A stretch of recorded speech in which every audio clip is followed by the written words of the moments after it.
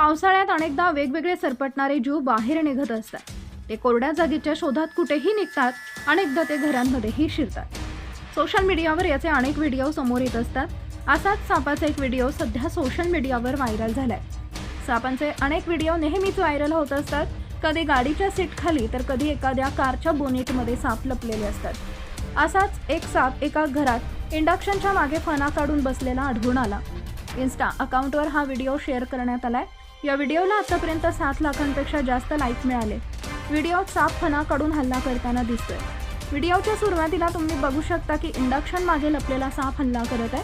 व्हिडिओच्या कॅप्शनमध्ये जय भोलेनाथ असं लिहिण्यात आलंय। या व्हिडिओला आतापर्यंत 61 लाखांपेक्षा जास्त व्ह्यूज मिळाले, तर लोक यावर वेगवेगळ्या कमेंटही करत आहेत। दरम्यान नुकताच सापाचा एक असा व्हिडिओ समोर आला होता, ज्यात तो एका फ्रीजच्या मागे लपून बसलेला दिसत आहे।